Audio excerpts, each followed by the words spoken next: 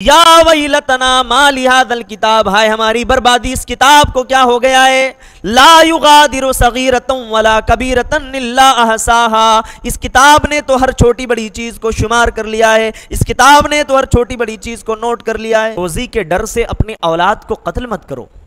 آج دیکھیے family planning چل رہی ہے، ہم دو ہمارے دو ہونا چاہیے۔ ارے بھئی پیدا کرنے والا وہ ہے، جب تو اپنے ماں کے پیٹ میں تھا تیرے کو بھی روزی اللہ ہی نے دیا، اب تو دنیا میں آ کے خود فیملی پلاننگ کر رہا۔ اپنی ماں کے پیٹ میں تو خود تھا، تیری روزی کا انتظام اللہ نے کیا، اب وہی انسان جب دنیا میں آتا ہے تو بولتا نہیں ہم دو ہمارے دو، کیونکہ اللہ تعالیٰ نعوذ باللہ کھلا نہیں سکتا، اس کا ایمان کمزور ہے، اللہ دے نہیں سکتا، اللہ پال نہیں سکتا ہے۔ ان الحمد للہ نحمده ونستعینه ونستغفره ونعوذ باللہ من شرور انفسنا ومن سیئات اعمالنا، من يهده الله فلا مضل له ومن يضلله فلا هادي له، واشهد ان لا اله الا الله وحده لا شريك له، واشهد ان محمدا عبده ورسوله، اما بعد فان خير الحديث كتاب الله وخير الهدي هدي محمد صلى الله عليه وسلم، وشر الامور محدثاتها وكل محدثة بدعة وكل بدعة فی النار۔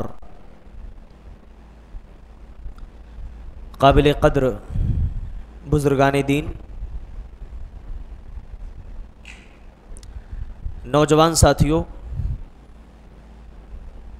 اور میری اسلامی ماں اور بہنوں، آج کے اس درس میں انشاءاللہ ہم لوگ 15ویں پارے کے منتخب آیتوں کا خلاصہ اور اس کی تفسیر سماعت کریں گے۔ اللہ ہمیں کہنے اور سننے سے زیادہ عمل کی توفیق عطا فرمائے۔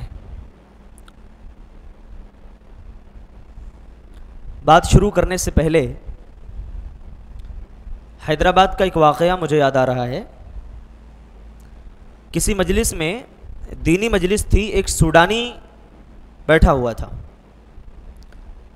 ہمارے ایک بھائی نے سوال پوچھا کہ بھائی آپ کو اردو یا ہندی تو آتی نہیں ہے، ہماری جو لینگویج ہے، ہماری جو زبان ہے آپ سمجھ نہیں سکتے ہیں، تو پھر اس طریقے کی مجلسوں میں بیٹھنے کا کیا فائدہ ہے؟ تو اس بھائی نے جو جواب دیا، وہ جواب ہمارے اور آپ کے لیے بہت بڑی نصیحت ہے۔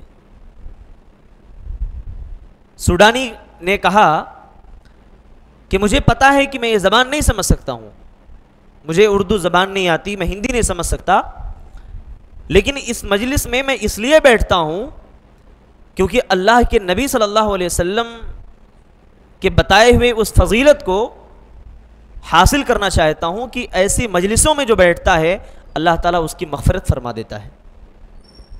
تو اس لیے بیٹھتا ہوں کہ کم سے کم اللہ کے ہاں مغفرت کا کوئی پروانہ تو عطا کر دیا جائے، کچھ مل تو جائے، بخشش کے لیے کچھ ذریعہ تو مل جائے، اس لیے میں ایسی مجلسوں میں شامل ہوتا ہوں۔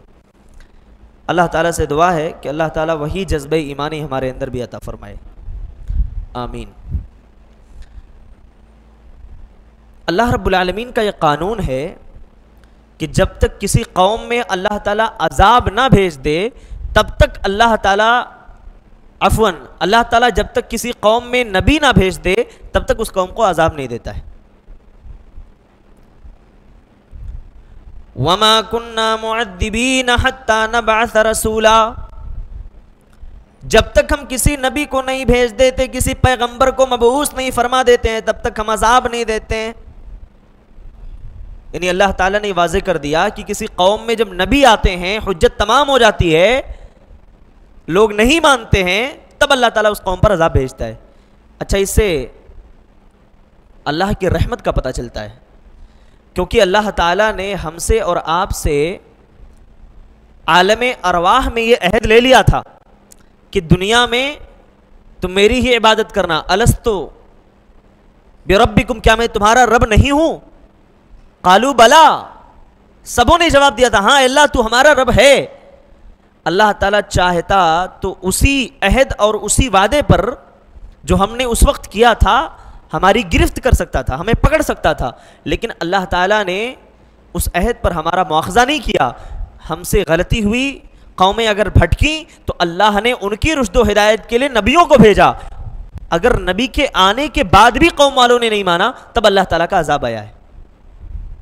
اس سے پتہ چلتا ہے کہ اللہ تعالیٰ کتنا بڑا رحمان اور رحیم ہے, اللہ کی رحمت کتنی وسیع ہے. اس کے بعد اللہ تعالیٰ نے فرمایا کہ قوموں کے تباہی کے اسباب کیا ہیں. کوئی قوم اگر دنیا میں تباہ کی جاتی ہے تو اس کا سبب کیا ہے, کیوں وہ قوم تباہ ہوتی ہے, کیوں برباد کی جاتی ہے. وَإِذَا أَرَدْنَا أَن نُهْلِكَ قَرْيَةً أَمَرْنَا مُتْرَفِيهَا فَفَسَقُوا فِيهَا فَحَقَّ عَلَيْهَا الْقَوْلُ فَدَمَّرْنَاهَا تَدْمِيرًا. اے لوگو, جب ہم کسی قوم کو تباہ و برباد کرنا چاہتے ہیں, کسی قوم کو جب ہم مٹانا چاہتے ہیں, تو اس قوم کے خوشحال لوگوں کو ہم حکم دیتے ہیں, وہ سماج میں برائیاں پھیلانا شروع کرتے ہیں, وہ بد اخلاق ہو جاتے ہیں, وہ اللہ تبارک و تعالیٰ کی نافرمانی پر اتر آتے ہیں. امرنا مترفیہا ففسقوا فیہا فحق علیہ القول, ان پر ہمارا عذاب ثابت ہو جاتا ہے. فدمرناہا تدمیرا, ہم انہیں ٹکڑے ٹکڑے کر دیتے ہیں. دمرا یدمر و تدمیر کے معنی ہوتے ہیں پاش پاش کر دینا, یعنی اللہ تعالیٰ ایسی قوم کو ہلاک و برباد کر دیتا ہے. اس آیت کا مطلب کیا ہے؟ اس آیت کا مطلب یہ ہے کہ اللہ نے فرمایا وَإِذَا أَرَدْنَا أَن نُهْلِكَ قَرْيَةً أَمَرْنَا مُتْرَفِيهَا. مترفیہا کے معنی ہوتے ہیں خوشحال لوگ, مالدار لوگ. تو اللہ نے کہا جب ہم کسی قوم کو برباد کرنا چاہتے ہیں, مٹانا چاہتے ہیں, تو امرنا, ہم انہیں حکم دیتے ہیں. کس چیز کا؟ یہاں مفعول محذوف ہے, العمل الصالح والایمان والتقوی, ہم انہیں نیک عمل کا, تقوی کا, عبادت کا حکم دیتے ہیں. ففسقوا فیہا, وہ لوگ نافرمانی پر اتر آتے ہیں. اللہ فرماتے ہیں اس کے بعد اللہ کا عذاب آ جاتا ہے. گویا کہ اللہ تعالیٰ جب کسی قوم کو حکم دیتا ہے کہ ایمان, تقوی, عبادت کو اپنائے, وہ نہیں مانتی ہے, انکار کرتی ہے, اس قوم کے خوشحال لوگ فسق و فجور پر اتر آتے ہیں, اللہ نے کہا تب اس قوم کے اوپر اللہ کا عذاب آتا ہے. تو کسی قوم کی تباہی کا سبب کیا ہے؟ اللہ کے حکم کے آ جانے کے بعد قوم کے خوشحال لوگ اس حکم کی خلاف ورزی کریں, یہ سبب ہے اللہ کے عذاب کے آنے کا. اس کے بعد اللہ تعالیٰ نے مختلف احکام بیان فرمائے ہیں. 15ویں پارے کے 3 صفحے سے آپ دیکھیں, اللہ تعالیٰ نے مختلف احکامات بیان فرمائے. سب سے پہلے کہا وَقَضَىٰ رَبُّكَ أَلَّا تَعْبُدُوا إِلَّا إِيَّاهُ وَبِالْوَالِدَيْنِ إِحْسَانًا.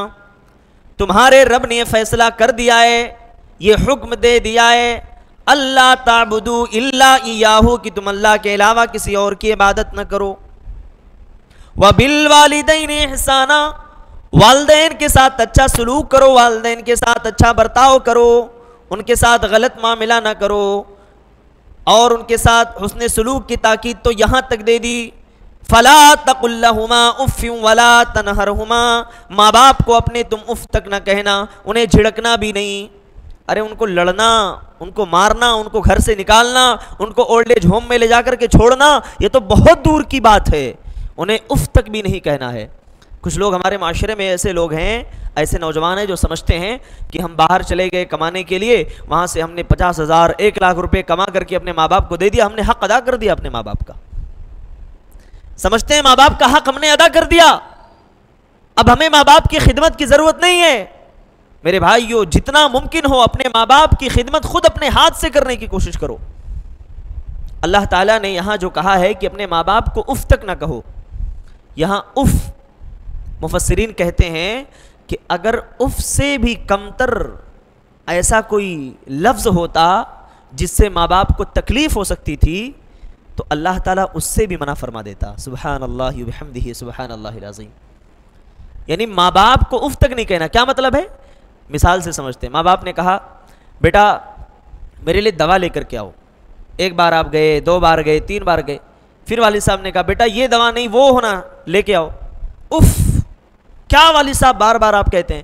تو اللہ نے کہا کہ یہ جو بعد میں جو جملہ استعمال کیا نا, کیا والد صاحب, سختی کے ساتھ کہا رے یہ تو استعمال کرنا چھوڑ دے, اف تک بھی کہنا تیرے لیے جائز نہیں, اف تک بھی کہنا تیرے لیے درست نہیں ہے. یہ ہے ماں باپ کا مقام و مرتبہ میرے بھائیوں, جو آج ہم نے سمجھا ہی نہیں, ہمارے نوجوان بھول بیٹھے. اور آج وہی یورپ کا کلچر ہمارے سماج کے اندر موجود ہے کہ ماں اور باپ کو اٹھا کر کے اولڈ ایج ہوم میں ڈال دیا جاتا ہے اور بچے سمجھتے ہیں کہ اب ہم جو ہے ان کی خدمت سے بری و ذمہ ہو گئے. میرے بھائیو، اللہ کے ہاں جواب دینا پڑے گا، اللہ کے ہاں مسئول ہونا پڑے گا. ماں باپ کے حق کو اس بات سے آپ سمجھ سکتے ہیں کہ اللہ نے اپنے حق کے ساتھ ماں باپ کا حق بیان فرمایا ہے. کہا وَبِالْوَالِدَيْنِ احسانا، پہلے کہا شرک مت کرنا، اس کے بعد کہا ماں باپ کے ساتھ حسن سلوک کرو. کیوں؟ کیونکہ ماں باپ کا مقام و مرتبہ بہت بڑا ہے. اچھا، اس کے بعد اللہ تعالیٰ نے فرمایا رشتہ داروں کے ساتھ بھی اچھا برتاؤ کرنا ہے. وَآتِ ذَا الْقُرْبَى حَقَّهُ، رشتہ داروں کو ان کا حق دو. کیوں؟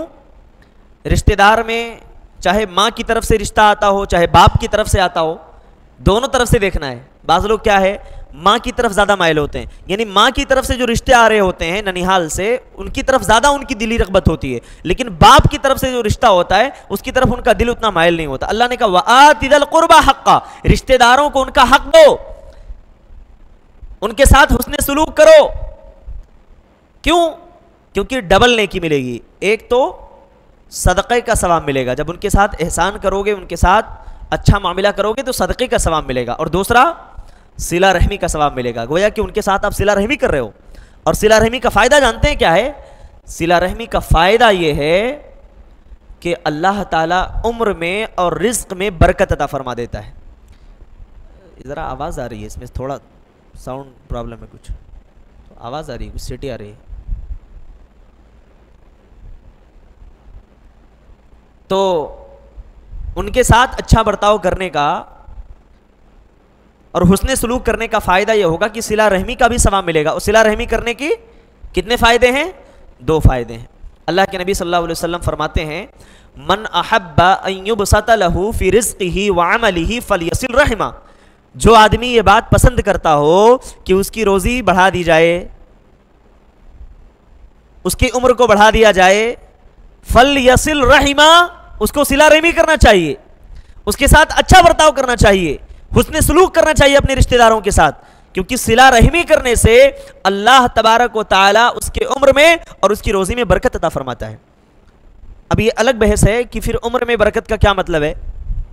عمر میں برکت کا 3 مفہوم علماء نے بیان کیا ہے، میں شارٹ میں بیان کرتا ہوں. پہلا معنی یہ ہے کہ اللہ تعالیٰ حقیقت میں اس کی عمر کو بڑھا دیتا ہے. جیسے 60 سال اس کی عمر تھی تو یہ تقدیر میں لکھ دیا گیا ہے. تقدیر کی 2 قسمیں ہیں، یاد رکھیے. ابھی ایک سوال اور پیدا ہوگا کہ پھر تقدیر میں جب لکھا گیا ہے تو عمر اللہ کیسے بڑھا دیتا ہے. تو اسی لیے میں یہ مسئلہ کلیئر کر رہا ہوں کہ تقدیر ایک تقدیر مبرم ہے، لوح محفوظ، جس میں اللہ نے فائنل فیصلہ کر دیا ہے، اس میں کوئی چینجنگ نہیں ہونے والی. اور ایک تقدیر معلق ہے جو ہماری پیدائش کے وقت لکھا جاتا ہے. تو اللہ تعالیٰ تقدیر معلق میں تبدیلی فرماتا ہے. پہلا معنی یہ ہے کہ حقیقت میں اس کی عمر بڑھ جائے گی. 50 ہے تو اللہ 60 کر دے گا، 60 ہے تو اللہ 65 کر دے گا. یہ پہلا معنی علماء نے بیان کیا ہے. دوسرا معنی یہ ہے کہ اللہ تعالیٰ کم وقت میں زیادہ اس کو عمل کرنے کی توفیق دے گا، کہ جو کام وہ 50 سال کی عمر میں کر سکتا ہے وہ کام 100 سال پا کر بھی کوئی آدمی نہیں کر پائے گا. ایک مطلب یہ ہے عمر میں اضافے کا کہ اللہ نے اس کی عمر میں وقت میں برکت دے دیا.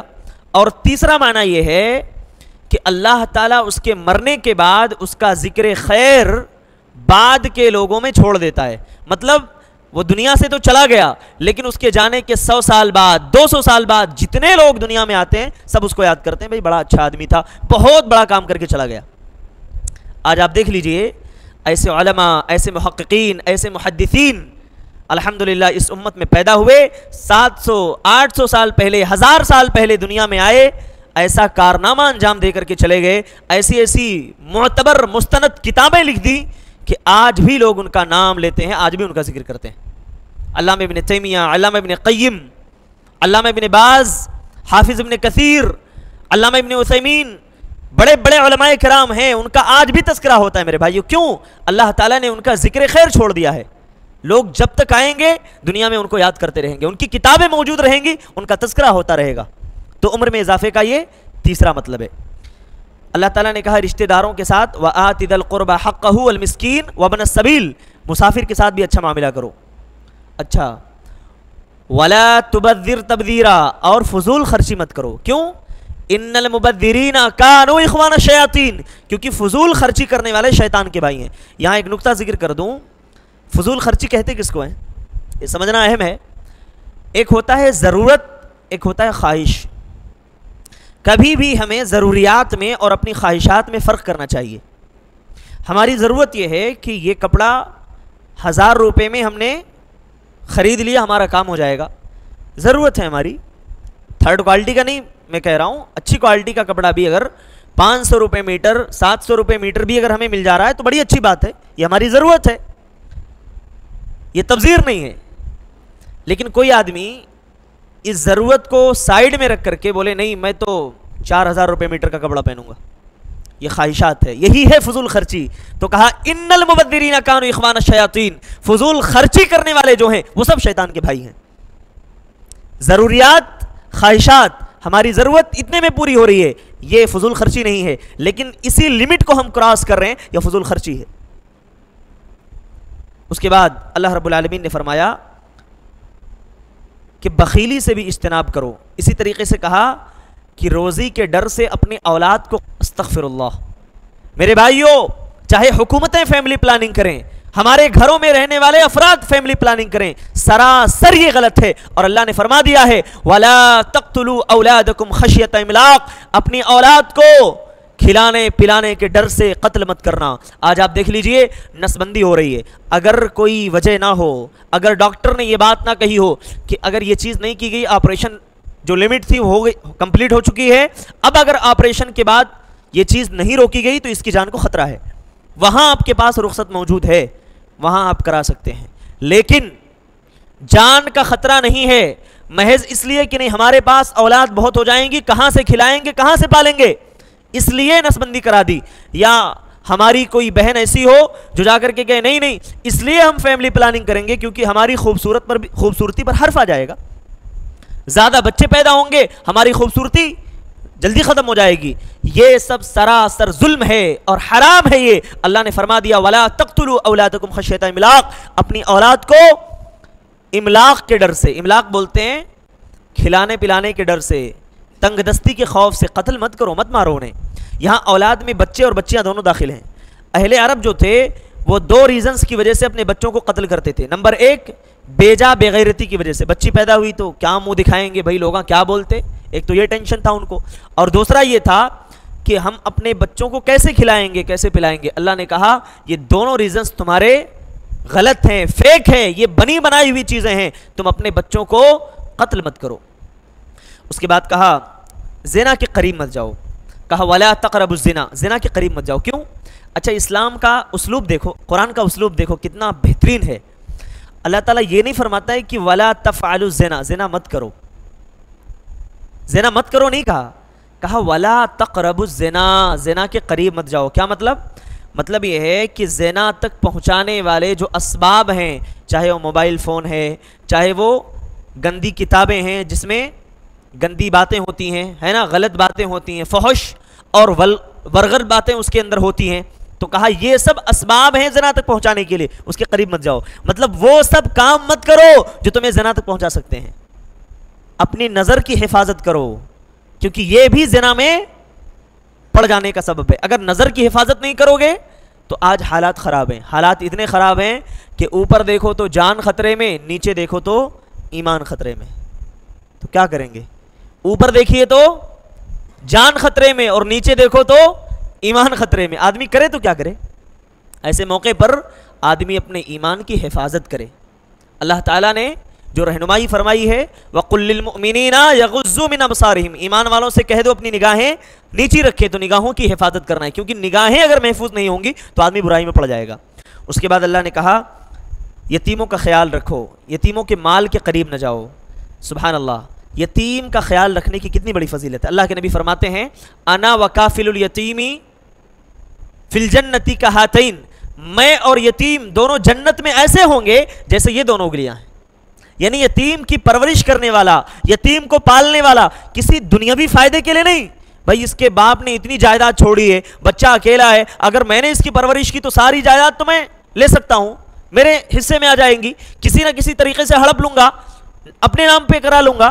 یہ سارے برے خیالات نہ ہوں، برے ارادے نہ ہوں، مقصد ہو اللہ کی رضامندی حاصل کرنا، اللہ کے نبی کی فضیلت اس وقت حاصل ہوگی. اچھا اس کے بعد اللہ تعالیٰ نے فرمایا ناپ تول میں کمی نہ کرو. 15वें पारे के 4 सफ़े में अल्लाह ने हुक्म दिया है, वअौफुल कैला इज़ा किल्तुम वज़िनू बिलक़िस्तासिल मुस्तक़ीम, अय लोगो तुम नाप तौल में कमी ना करो। और यही बात अल्लाह ने 30वें पारे में बयान फरमाई, वैलुल लिल मुतफ़्फ़िफ़ीन अल्लज़ीना इज़ा इक्तालू अलन नास यस्तौफ़ून, नाप तौल में कमी करने वालों के लिए वैल है, नाप तौल में कमी करने वालों के लिए तबाही और बर्बादी है।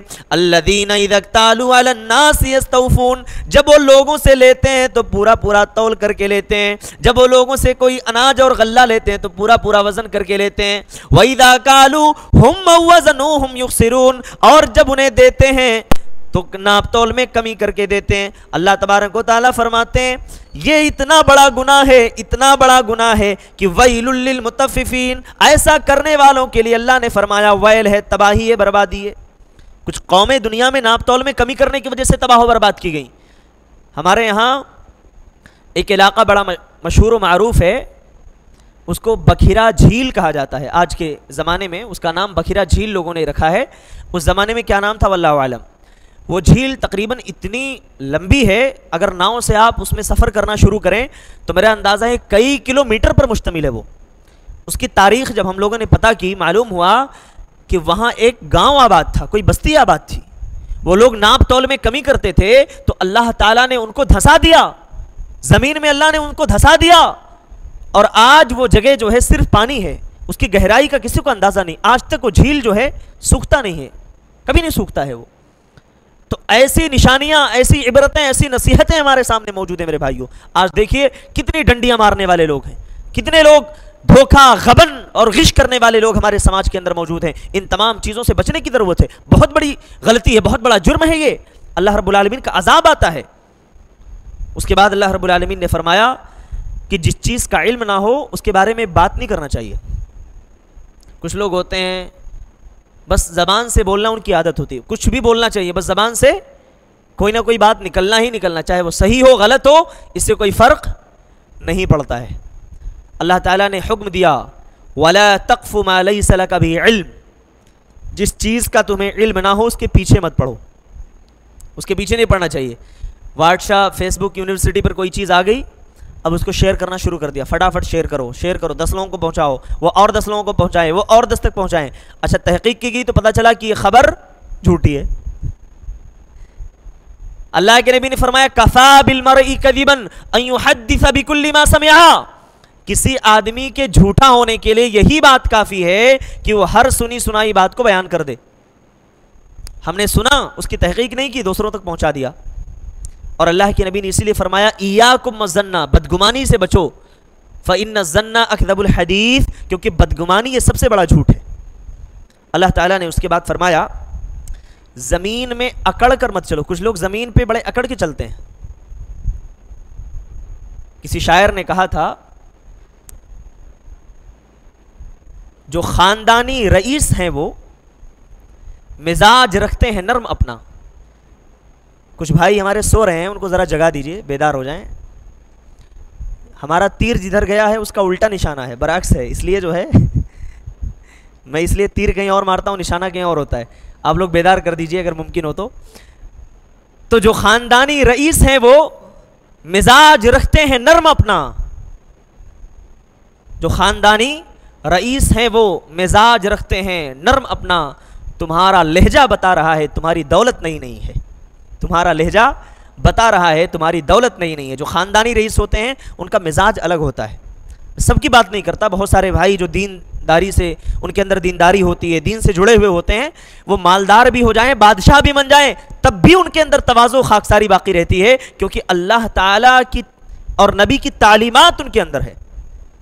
जो अल्लाह उसके रसूल की तालीमात है उसको अपनाया है उन्होंने, इसलिए सारी चीज़ें मिलने के बाद भी उनके अंदर तवाज़ु होती है, खाकसारी होती है। तो अल्लाह ने कहा ज़मीन में अकड़ कर मत चलो। ऐसा कौन लोग करते हैं? कुछ नए नवीले नौजवान, जैसे नई नवीली दुल्हन होती है, ऐसे कुछ नए नवेले नौजवान होते हैं। अच्छा, बाप का ओहदा कुछ ऊंचा है, मनसब ज़रा ऊंचा है, किसी सरकारी डिपार्टमेंट से जुड़े हुए हैं, तो ऐसे नौजवानों की तरह चलने का अंदाज़ थोड़ा निराला होता है, बाइक चलाने का अंदाज़ भी थोड़ा निराला होता है ना।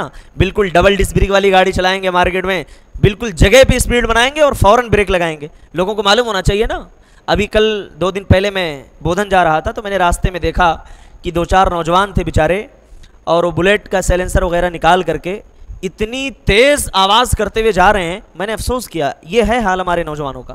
ان کو کوئی پرواہ نہیں، اپنے فیوچر کی، اپنے مستقبل کی، اپنے ماں باپ کی، سماج و معاشرے کی کوئی پرواہ نہیں. ایسے لوگ سماج میں انقلاب لے کر کے آئیں گے، ایسے لوگ سماج کے اندر تبدیلی پیدا کریں گے جو بس گاڑیوں پر نکلتے ہیں اور یہ بتاتے ہوئے نکلتے ہیں کہ ہماری تربیت کیسی ہے اور ہم کس خاندان سے تعلق رکھتے ہیں. میرے بھائیوں، ایک ایسا نوجوان جس کے اندر دینداری ہو، جس کے اندر اسلامی تربیت ہو، جو اسلام کی تعلیمات سے جڑا ہوا ہو، ایسا نوجوان کبھی حرکت نہیں کرے گا. یہ وہی لوگ ہوتے ہیں جن کی صحبتیں غلط ہوتی ہیں، جو غلط لوگوں کی صحبت میں رہتے ہیں. میرے بھائیوں، سماج اور معاشرے میں اللہ تعالیٰ نے ہمیں حکم دیا ہے ہم طاقتور بنیں، اپنی طاقت کا ہم مظاہرہ نہ کریں. طاقت و قوت والے بنیے، اپنی طاقت کے ذریعے سے کسی اور پر ظلم مت کریے، کسی اور کو نیچا مت دکھائیے. یہ طاقت ہے، یہ ظلم کے خلاف استعمال کرو. یہ قوت ہے، ظلم کے خلاف آواز اٹھاؤ. بھائی بلٹ میں سیلنسر نکال کر کے آواز بڑھا کر کے اسپیڈ سے گاڑی چلاتے ہوئے جاؤ گے تو کیا لوگ کسی چیز کا سرٹیفکیٹ دے دیں گے کہ بہت بڑا آدمی ہے؟ ہاں دیں گے تو نہیں، لیکن لوگ گالی یا بددعا تو ضرور دیں گے. جہاں سے بھی وہ لوگ گزریں گے لوگ گالیاں دیں گے، بددعا دیں گے. اور ظاہر ہے کہ جو گالی دینے والے ہیں ان کے گناہ کا وبال اسی کے سر پہ جائے گا، کیونکہ وہ آدمی سبب بن رہا ہے. دلیل دے رہا ہوں ابھی. اللہ کے نبی نے فرمایا کہ جو لوگوں کا رستہ ہے گزرنے کا، ایسی جگہوں پر واش روم مت کرو، ایسی جگہوں پر ٹوائلٹ کے لیے مت جاؤ. کیوں؟ اچھا یہ لعنت اور ملامت کی چیز ہے. پہلے تو اللہ کے نبی نے جانے سے منع کیا، اس کے بعد اگر کوئی جاتا ہے اور دوسرا کوئی ملامت کرتا ہے تو ملامت کرنے والے کے گناہ کا وبال بھی اس کے سر پہ جائے گا، کیونکہ وہ آدمی خود سبب بن رہا ہے دوسروں کو گالی دینے کا. تو اللہ تعالیٰ نے فرمایا وَلَا تَمْشِي فِي الْأَرْضِ مَرْحًا، زمین میں اکڑ کر مت چلو. اللہ اکبر. زمین میں اکڑ کر مت چلو، کیونکہ اللہ کو یہ غرور، یہ فخر اللہ کو پسند نہیں ہے. اس کے بعد اللہ تعالیٰ نے فرمایا کہ قیامت کے دن ہماری ہر چھوٹی بڑی نیکی کو اللہ رب العالمین حاضر کر دے گا، کوئی چیز باقی نہیں رہے گی. اور جب وہ چیز ہمارے سامنے آئے گی تو انسان کہے گا ہائے ہماری بربادی، اس کتاب میں تو ساری چیزیں لکھ دی گئیں. آج یہاں بیٹھے ہیں، یہ بھی فرشتوں نے نوٹ کر لیا ہے. یہاں آپ کیا سوچ رہے ہیں، فرشتوں نے اس کو بھی لکھ لیا ہے. میں کیا بول رہا ہوں، اس کو بھی فرشتوں نے لکھا ہے. اسرار صاحب تقریر کیا کر رہے ہیں اور سننے والوں میں سے کون سن رہے ہیں، کون جاگ رہے ہیں، کون سو رہے ہیں، اس کو بھی نوٹ کیا ہے انہوں نے. کل قیامت کے دن دیکھیں گے ہاں ارے بھائی یہ چیز بھی کیسے آ گئی کتاب میں. اللہ نے فرمایا وَوُضِعَ الْكِتَابُ فَتَرَى الْمُجْرِمِينَ مُشْفِقِينَ مِمَّا فِيهِ وَيَقُولُونَ يَا وَيْلَتَنَا مَا لِهَذَا الْكِتَابِ لَا يُغَادِرُ صَغِيرَةً وَلَا كَبِيرَةً إِلَّا أَحْصَاهَا. جب کتاب ان کے سامنے کھولا جائے گا، ان کے سامنے ان کا نام اعمال رکھ دیا جائے گا تو کہیں گے کوئی چیز اس میں سے باقی نہیں بچے گی.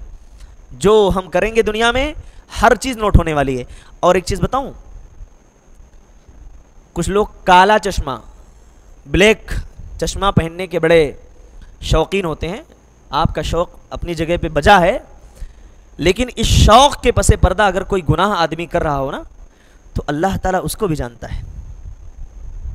بھائی چشمہ تو پہنے ہوئے لوگ تو نہیں دیکھ رہے نا کہ آپ کی نگاہ رائٹ ہے لیفٹ ہے، سیدھے آپ دیکھ رہے ہیں ہے نا، کدھر آپ دیکھ رہے ہیں کسی کو نہیں معلوم. اللہ قرآن کے اندر اس حقیقت کو واضح کرتا ہے کہ تم جہاں تمہاری نظر ہوتی ہے اللہ اس کو بھی جانتا ہے. کہاں تم نگاہیں اپنی چلا رہے ہو، دل میں کیا سوچ رہے ہو، اللہ اس کو بھی جانتا ہے. یعلم خائنۃ الاعین وما تخفی الصدور.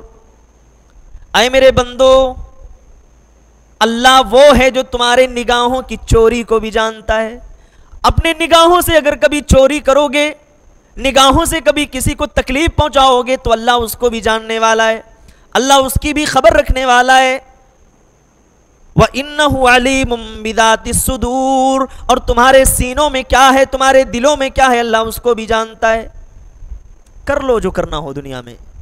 یہ سمجھتے ہو کہ جو ظاہر ہم کر رہے ہیں بس اللہ اسی پر پکڑے گا؟ نہیں میرے بھائی، اللہ ہماری نگاہ دیکھو کتنی چیز فزیکلی اللہ نے کتنی چیزیں بیان کر دی ہے نا. آدمی سوچتا ہے نہیں بس ہم ہاتھ سے کوئی گناہ کرتے ہیں تو اللہ اسی پر پکڑے گا. اللہ نے کہا نہیں، تو اپنی نظر سے گناہ کرتا ہے اللہ اس پر بھی پکڑے گا تجھے. اچھا زبان سے کسی کو گالی دیتا ہے نا، اللہ اس پر بھی تیری پکڑ کرے گا. ما یلفظ من قول الا لدیہ رقیب عتید. اپنی زبان سے تم کوئی بات کہتے ہو، میرے فرشتے اسے لکھ لیتے ہیں، نوٹ کر لیتے ہیں. یہ زبان سے نکلے ہوئے الفاظ کتاب میں نوٹ ہو رہے ہیں میرے بھائیوں، ضائع نہیں ہوں گے. یہ قیامت کے دن اللہ وہ نام اعمال کھول کر کے دے گا ہمارے سامنے، پڑھ لے. پیدا ہوا جب سے بولنے کے لائق ہوا اس وقت سے لے کر کے مرتے دم تک کیا کیا بولا، کیا کیا کیا، وہ سارے نام اعمال تیرے سامنے ہیں. اللہ اکبر. میرے بھائیوں، اتنا سب کچھ جاننے کے بعد بھی اگر ہم اپنی اصلاح نہ کریں، اپنی آخرت کے لیے تیاری نہ کریں، تو بتائیے ہم سے بڑا بد نصیب اور بدقسمت انسان کون ہو سکتا ہے. یہ تھا 15ویں پارے کے منتخب آیاتوں کا خلاصہ. اللہ سے دعا ہے اللہ ہم سب کو کہنے اور سننے سے زیادہ عمل کی توفیق عطا فرمائے. آمین. تقبل رب العالمین. وآخر دعوانا الحمد للہ رب العالمین. والسلام علیکم ورحمۃ اللہ وبرکاتہ.